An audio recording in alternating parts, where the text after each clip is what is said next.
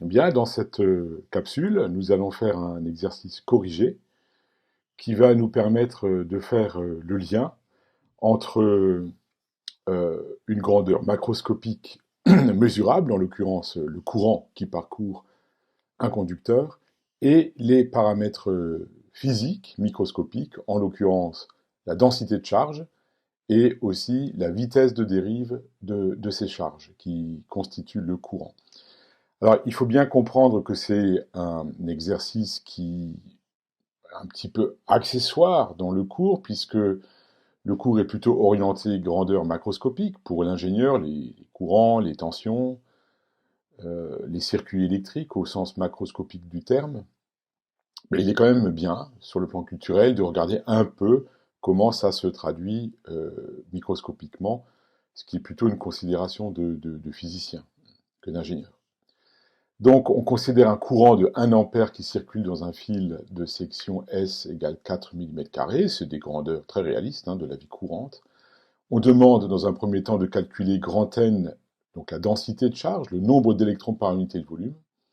Ensuite, on veut en déduire la vitesse de dérive, V indice D, la vitesse de dérive de ces porteurs, donc des électrons dans le conducteur, dont on a bien compris que c'est la vitesse qui fait le courant I macroscopique, indépendamment de l'agitation thermique qui, elle, ne contribue pas à un courant électrique macroscopique mesurable par un ampèremètre. Et bien sûr, on va utiliser la formule du cours qui est rappelée ici. Alors, on a besoin de données numériques.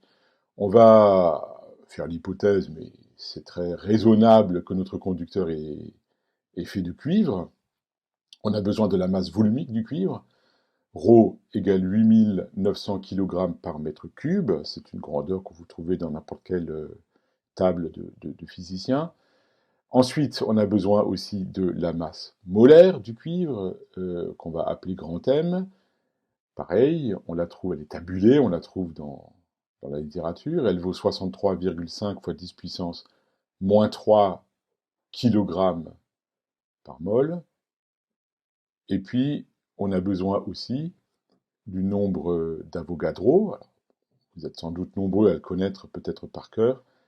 N ronde, souvent, notez N ronde, qui vaut 6,02 fois 10 puissance 23.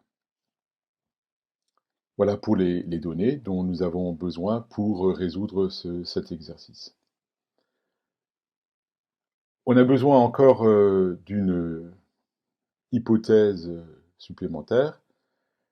Un atome de cuivre possède plusieurs électrons. On va admettre, c'est un point qui est un peu hors programme, on va admettre que chaque atome de cuivre fournit un électron, qu'on appelle un électron libre, libre au sens qu'il est très très très faiblement lié au noyau et par conséquent il peut se déplacer librement. On va admettre que chaque atome de cuivre fournit un électron libre pour la construction du courant électrique. Alors donc on rappelle, la première question c'est calculer grand N, la densité des charges dans le conducteur. Alors il y a probablement plusieurs moyens pour arriver à ce résultat, on va en donner un. On va commencer par calculer la masse d'un atome de cuivre, ce qui est faisable avec les données dont nous disposons. Et on va noter cette masse d'un atome, je dis bien d'un atome, grand M indice Cu. Et c'est tout simplement grand M la masse molaire divisé par N le nombre d'Avogadro. On remet à plus tard l'application numérique de cette quantité-là. Ensuite, on peut en déduire, dès lors qu'on a la masse d'un atome de cuivre, on peut en déduire directement grand N la densité, en écrivant que grand N, c'est la masse volumique, ρ, divisé par la masse d'un atome. Et du coup, en incorporant la formule de la ligne précédente, ça donne directement grand N égale ρ fois N ronde divisé par grand M, la masse molaire. Alors, pour se convaincre que cette formule est correcte, on peut à la limite se contenter d'une analyse dimensionnelle. C'est peut-être ce qu'il y a de plus rapide pour parvenir au résultat. Grand N, c'est un nombre donc adimensionnel de porteurs par mètre cube. Donc, grand N, en unité, c'est des mètres puissance moins 3. La masse volumique, c'est des kilogrammes par mètre cube. N, c'est un nombre sans dimension, c'est le nombre de particules par mol, par définition, du nombre d'Avogadro.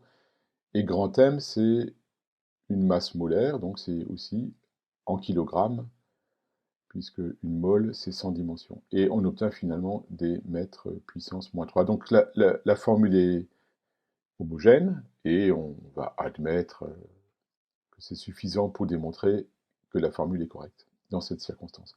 Alors numériquement, grand N égale 8900 kg par mètre cube, ça c'est les unités du système international, 6,02 fois 10 puissance 23, puis il faut diviser par grand M, pareil, on l'a donné tout à l'heure, en unité du système international, c'est-à-dire 63,5 fois 10 puissance moins 3 kg par mol. Alors, a priori, vous savez faire les applications numériques. Personnellement, je recommande tout ce qui est puissance de 10, de le faire plutôt mentalement. D'abord, c'est un bon exercice, et c'est plus fiable qu'à la calculette à la limite. Par contre, tout ce qui est mantis, tout ce qui est devant les puissances de 10, là, bon, soit on le fait de façon approximative, ou alors on s'en remet à une calculette ou tout autre outil de calcul électronique. Et tout calcul fait,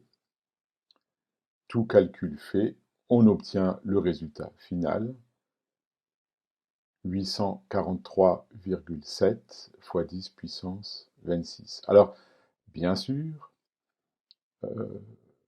par mètre cube, hein, j'ai oublié de mettre les unités, c'est pas bien. C'est pas bien parce qu'un physicien, il donne les résultats avec les unités. 8,44 fois 10 puissance 28 porteurs par mètre cube. C'est énorme. Hein, il faut bien comprendre que c'est des ordres de grandeur dont nous ne sommes pas familiers en électricité parce que, encore une fois, c'est des grandeurs microscopiques, donc de physiciens, et ça, elles nous sont beaucoup moins familières. Il y a aussi la question de combien de chiffres significatifs. Alors dans la suite, on prendra 8,44 fois 10 puissance 28. Alors pour la suite, grand I, eh ben, on rappelle la formule du cours. On va calculer la vitesse de dérive en valeur absolue, puisque on sait qu'un électron s'est chargé avec des nombres négatifs, enfin avec une charge négative. Voilà, tout calcul fait. Là, pareil, hein, puissance de 10, on le fait à la main, et on trouve 0,018 mm par seconde. On peut encore calculer la densité de courant, 25 fois 10 puissance 4 ampères par mètre carré, ce qui est plutôt grand. Voilà.